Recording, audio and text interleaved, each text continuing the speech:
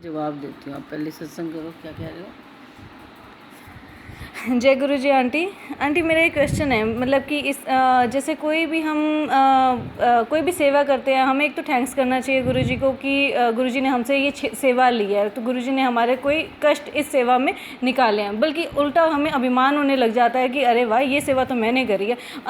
ऊपर से हम दिखाएंगे हम बिल्कुल सॉफ्ट है, ऊपर से कोई हमारे अंदर नहीं, लेकिन अंदर से थोड़ा सा कुछ ना कुछ रहेगा कि ये सेवा तो मैंने करी है। अभी कोई तारीफ़ करेगा इस सेवा की, देखो कितने सुंदर फूल से जाए ये वो, तो मतलब मन में वो अहंकार जो होता है ना, वो रहता ही रहता है, वो नहीं जाता। तो वो उसका आप कुछ बताइए। नहीं, उसका कुछ नहीं बताना, बस गुरुजी ने यही तो बोला है कि जब सेवा करते समय तुम नीवे रहते हो ना, नीवे होगे तो सेवा करते हो ना, झुक के करते हो हर चीज़ कि अच्छा हो, और अपने आप को खुशी, सबसे पहले अपने आप को खुशी होती है, अपने मन को, आत्मा को शांति मिलती है। जब शांति मिल गई, नीवे होके सेवा कर ली है, तो नीवे ही बने रहो ना।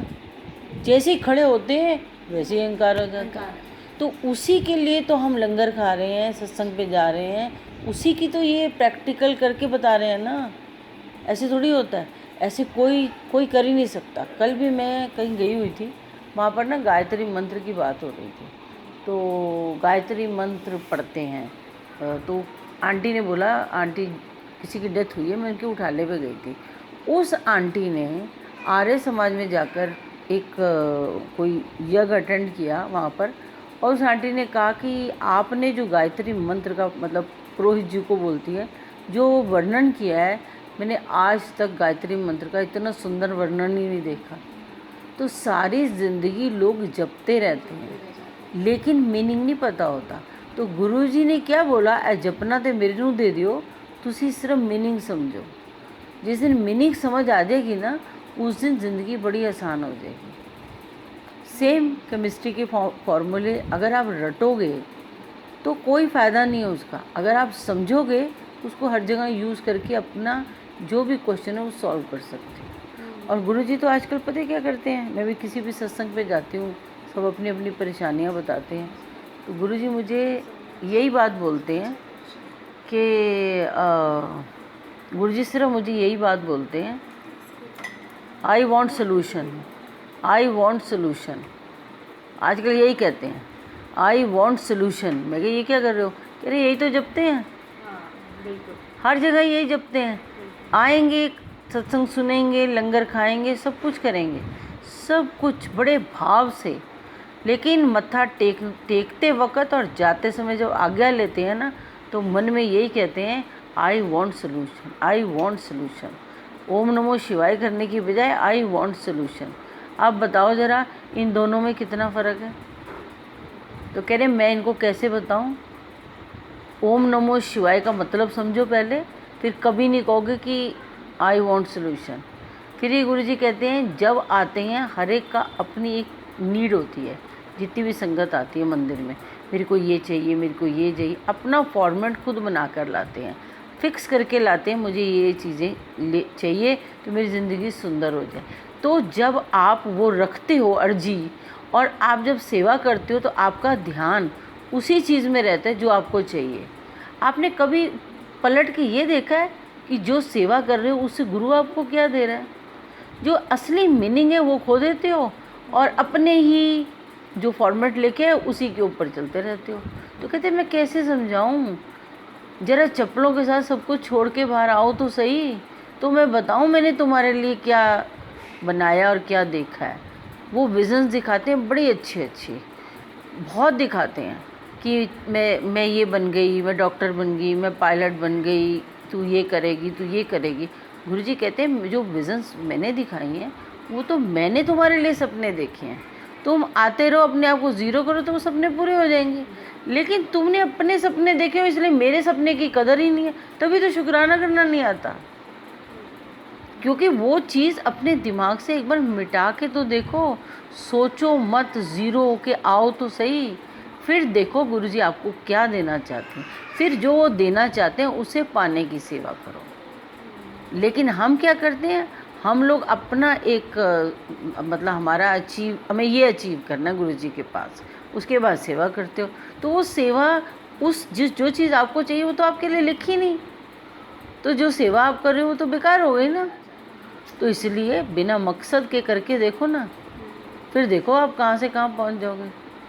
पर वो मीनिंग समझना समझाना गुरु जी का काम है, हमारा नहीं है।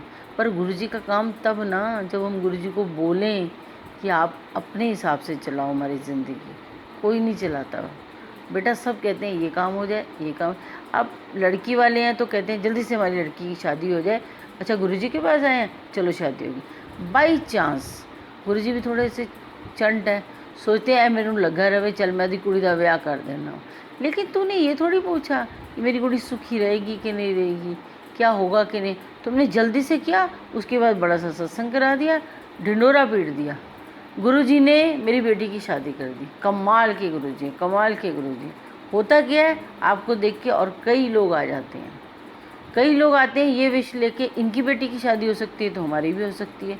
तो उनकी विश जो है वो अलग हो गई ना, उन्होंने आपकी रीस करके अपनी विश को आगे रखा।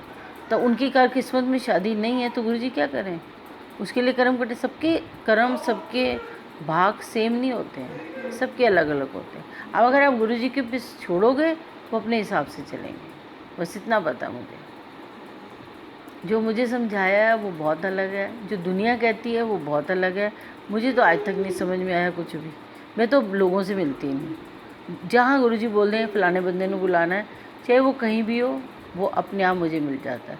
या मुझे गुरुजी बोले फलानी सत्संग पे जाना है, तो जैसे मर्जी मैं वहाँ चली जाती हूँ।